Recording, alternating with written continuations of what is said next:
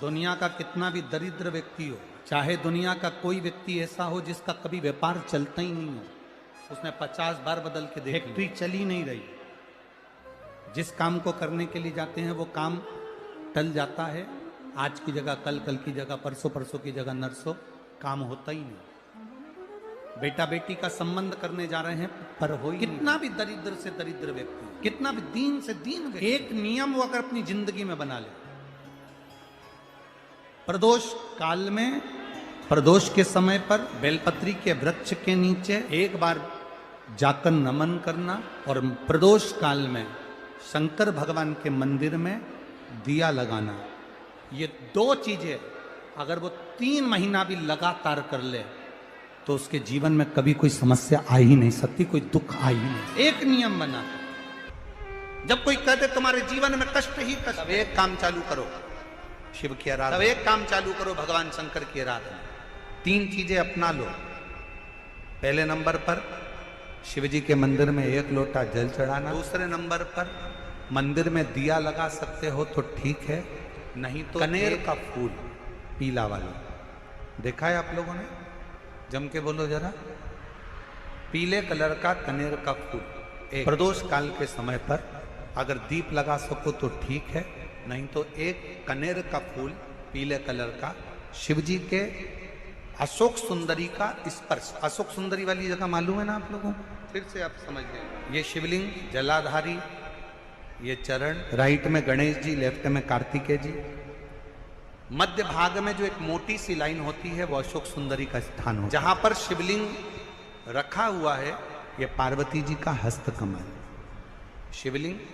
शिवलिंग के ऊपर जो कलश में से एक एक बूंद पानी गिरता है वो शंकर जी की 5 लड़कियां, जया, विषहरा, शामली बारी, दौतली, देव। शिव जी के 6ठे नंबर की लड़की अशोक सुंदरी मध्य भाग में। जब एक कनेर का फूल प्रदोष काल में अशोक सुंदरी वाली जगह पर स्पर्श कराकर शिव जी को समर्पित करना।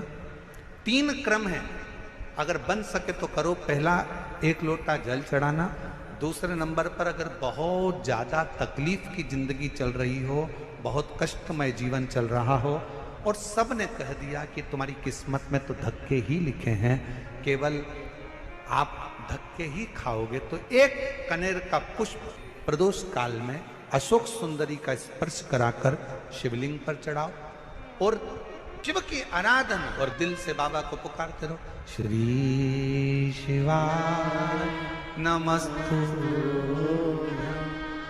श्री शिवाय नमस्तु। और मेरी जीजियों, मेरे जीजाओं, मेरी बेटियों, बेटाओं, मेरी माताओं, एक बात और आपसे कह, जब आप पशुपतिनाथ का व्रत करो ना, पशुपति व्रत को अगर आप धारण करो, या सोमवार का व्रत करो, या शिवरात्रि का व्रत करो, या प्रदोष का व्रत करो, या आप शंकर जी के मंदिर में जाकर कोई उपास, कोई व्रत, कोई पूजन कर रहे हो ना, तो एक निवेदन और आज इस व्यासपीठ से करें आप लोगों के लिए। आपकी पूजन की थाली में सब कुछ है, सब कुछ, और जो आपके पास में बैठकर पूजन कर रही है उसकी थाली में अगर कोई कमी रह गई है ना, तो शिव महापुराण ये भी कहती है कि शंकर के सामने बैठकर किसी की पूजन की थाली में भी कमी मत देखो। बन सके अपनी पूजन की थाली में से थोड़ा सा सामान उसकी थाली में रख दो। प्रयास करना कि वो कमी ना देखी जाए। अगर हम भगवान की साक्षी में भी अगर कमी देखेंगे तो हमारे जीवन में कमियां बढ़ती चली जाए। हम क्यों कमी? गुरुजी, हमारी टेम्परेरी नौकरी है, बहुत कष्ट में हम, क्या करें हम? कहीं मत जाओ, तुम्हारे नजदीक में जो शंकर का मंदिर है उस मंदिर में जाकर झाड़ू लगाना प्रारंभ कर दो। तुम्हारे शिव जी के मंदिर में कहीं पोछा लगाना प्रारंभ कर दो। तुम्हारे शंकर के मंदिर में थोड़ा सा चंदन घिसना प्रारंभ कर दो। नौकरी पर जाओ, ड्यूटी पर जाओ, बच्चों को संभालो, परिवार को संभालो, उसमें से थोड़ा सा समय शंकर जी को देना प्रारंभ करो। थोड़ा सा समय निकालना शिव जी के लिए, थोड़ा सा समय। गुरुजी, अभी मेरी तनख्वाह तो मात्र 8,000 रुपए मिलती है, प्राइवेट जॉब कर रहा हूं, परिवार बड़ा है, गुरुदेव दिल्ली जैसे शहर में रह रहा हूं, बहुत दुख का जीवन चल रहा है, क्या करूं? किसी को हाथ नहीं दिखाना, किसी को पत्रिका नहीं दिखाना, किसी को भाग्य नहीं दिखाना, अब जो कुछ दिखाना अपने शंकर को दिखाना, उसके मंदिर में सेवा करना प्रारंभ करो। और मेरे बाबा तेरी सबसे बढ़िया। यदि कोई एक बार शिवालय की ओर चले जाता है, शंकर की ओर बढ़ जाता है, शिवालय की ओर बढ़ जाता है, तो उसके पितर, उसके पूर्वज और उसके जीवन में कितने भी दोष हों, वो सारे के सारे दोष समाप्त होते चले। शायद इसीलिए शिवजी पर चढ़ाया गया एक लोटा जल हमारे घर का पितृदोष हो चाहे अन्य दोष हो, वो भी समाप्त कर दे।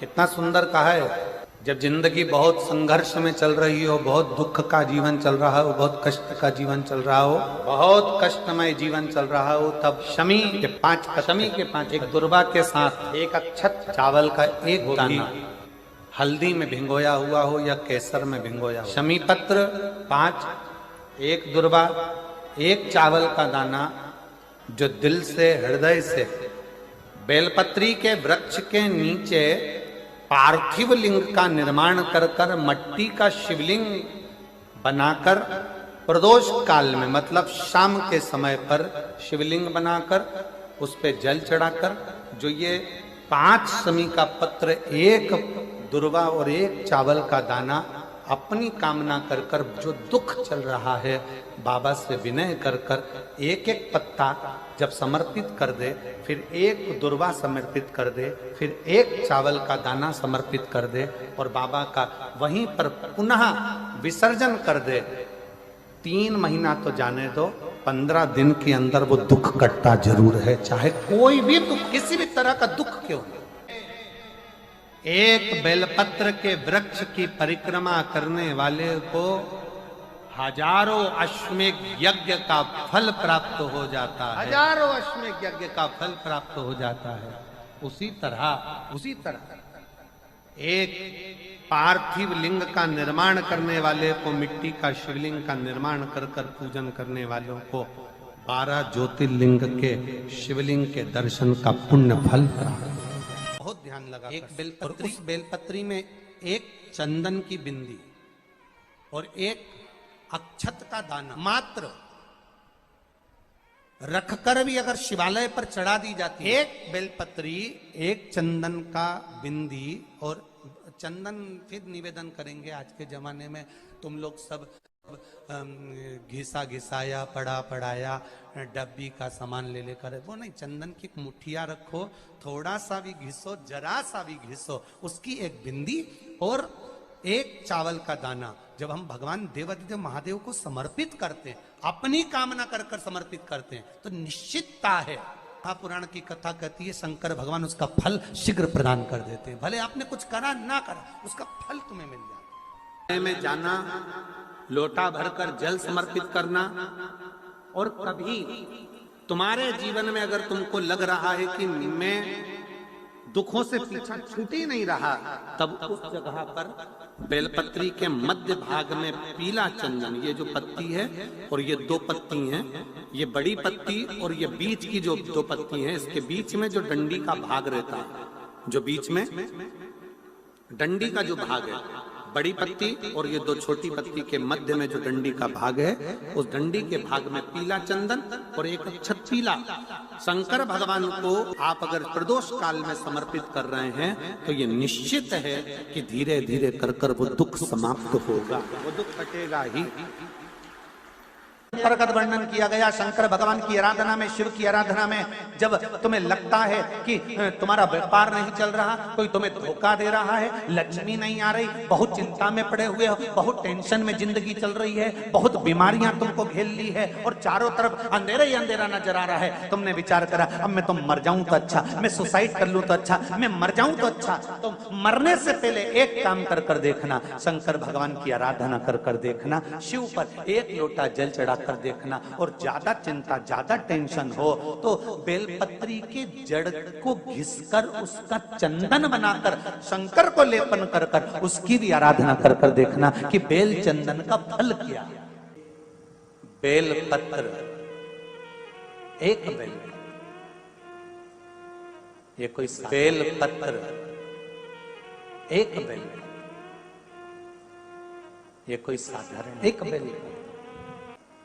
नीचे की डंडी से लेकर ये दो पत्तियां जहां लगी हैं और दो पत्ती से लेकर ये बीच की जो पत्ती है उसमें जो गैप है, उसमें जो जगह है, दिख रही है आपको? ये दो पत्ती से लेकर बीच की पत्ती के बीच में जो जगह खाली रहती है, 33 कोटि देवी देवताओं विराजमान रहते हैं इस बीच की जगह में। जब शिव जी को चढ़ाया जाता है तब इस पत्ती के बीच की जगह शंकर के शिवलिंग पर रखा जाता है, तो शिव जी इतने प्रसन्न होते हैं कि मेरी स्तुति करने के लिए ये भक्त 33 कोटि देवताओं को लेकर आया है, मेरी स्तुति करने के लिए। लोग चावल लाए, लोग अंबारियां लाए, धन लाए, दौलत लाए, संपदा लाए, पर एक शंकर का भक्त ऐसा होता है जो एक बेलपत्री के रूप में 33 कोटि देवताओं को, 64 योगिनियों को, आदि शक्तियों को, शंकर को समर्पित। श्री शिवाय नमस्तुभ्यम, श्री शिवाय नमस्तुभ्यम, हर हर महादेव। यह उपाय आप लोग जरूर करें। इस उपाय को करने से होगी हर मनोकामना पूरी, हर कष्ट रोग दूर। श्री शिवाय नमस्तुभ्यम, हर हर महादेव।